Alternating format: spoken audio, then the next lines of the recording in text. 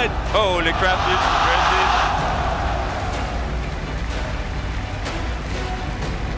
The 2v2. It's Doublelift and Mad Life versus Diamond and Bjergsen. Anything could happen.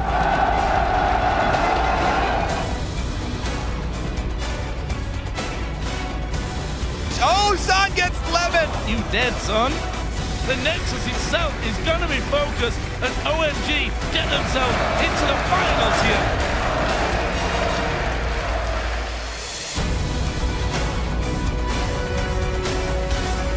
SKT는 정말 지금처럼 해왔던 대로만 하면 아주 완벽하고 깔끔하게 승리할 수 있을 것 같습니다.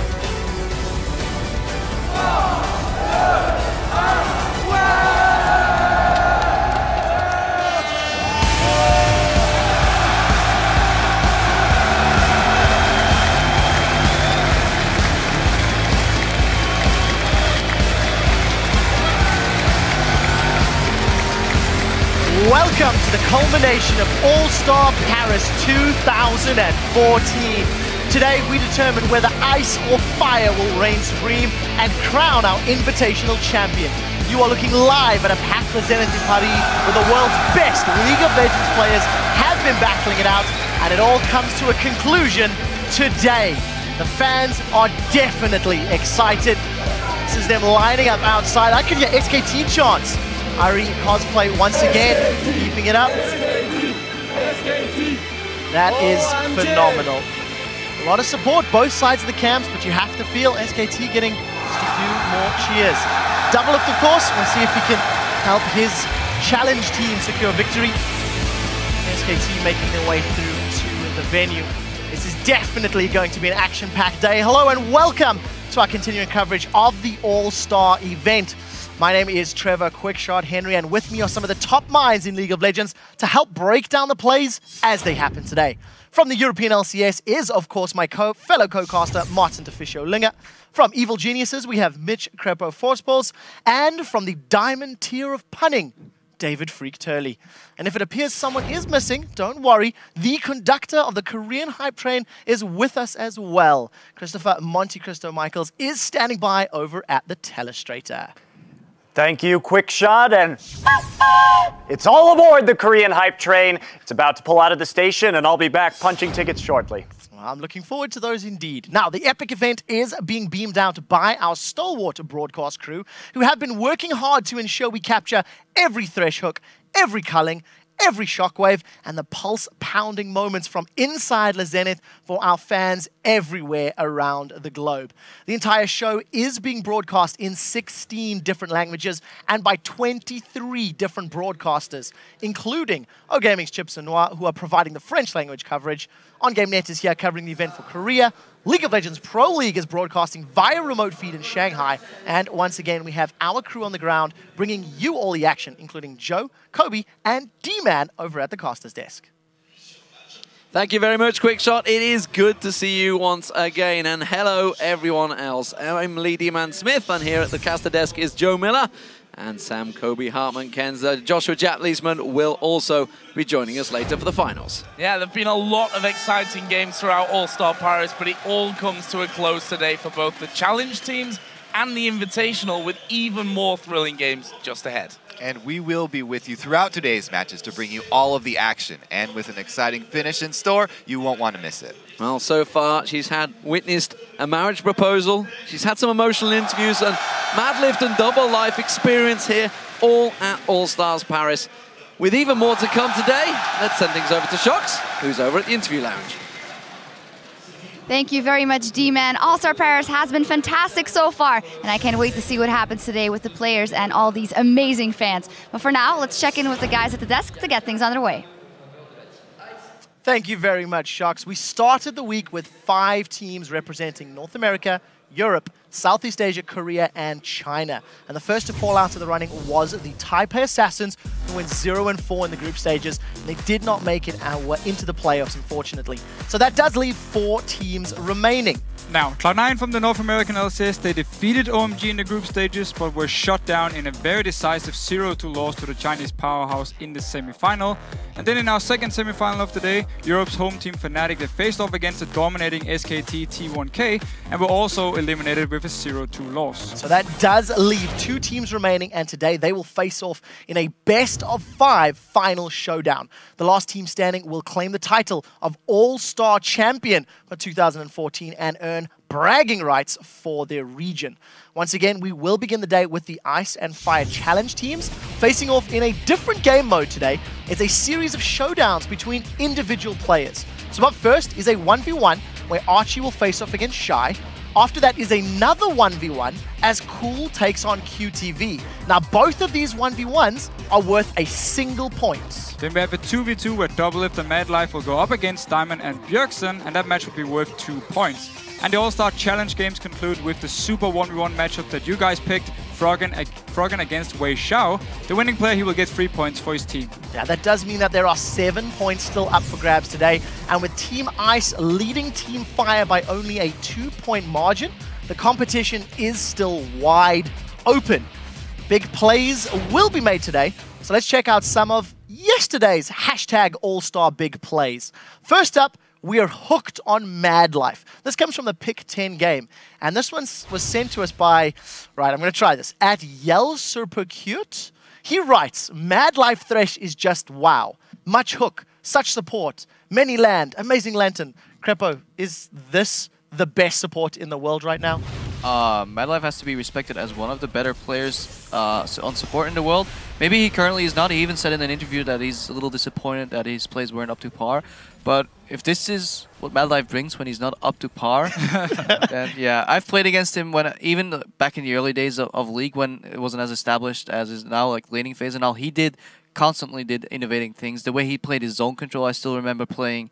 On our side, we had an Urgot, he had a Soraka. Yeah, who are those champions again?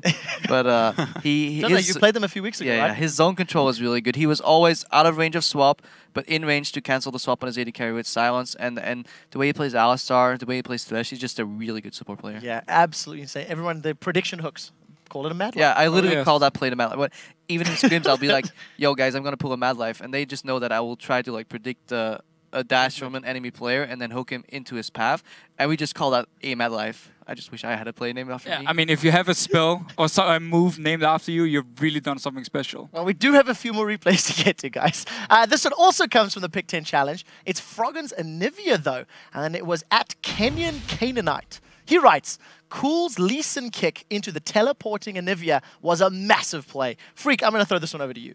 All right, there's a whole bunch of fun. Anivia always a great champion to look at here. So battle starts out, Doublelift dies, getting all in for the most part, but when you have Anivia come in, that's the real point that matters. So just completely explodes out on one side, gets kicked away, and thing is, he's durable. He eventually bought a Warmox this time, so he just, you know, the ulti into the E, that's the big damage combo there. It just picks people off. It's when you're Froggen, it's easy. Yeah, Froggen definitely hard carried that game.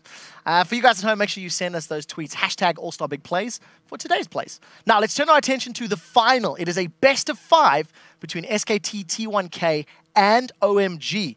And due to the fact that SKT owned the head-to-head record by beating OMG in the group stage, they were allowed to pick either blue or red side for games 1, 3, and 5. SK have opted to pick red side for games 1 and game 5 voluntarily. This is their choice, which means OMG on their choices pick blue side for games 2 and 4. What it sums down to is that SKT will be playing red side in 4 of the potential 5 games. I got a question for the table. How much importance is counter-picking for SKT when you consider they have voluntarily gone into this option?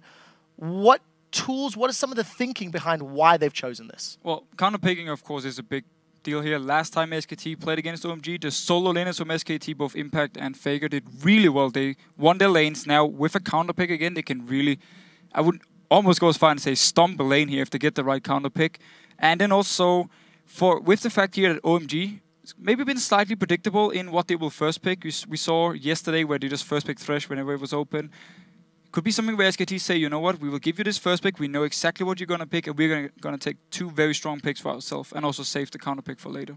Yeah, I agree with what Fisher said so far. It's just a little surprising to me that somebody would opt for red side. That just means they're really comfortable, and they're not afraid of a single champion. They're like, okay, maybe OMG will get this one champion, we'll just react with 2 more, we'll have the counter pick on our side.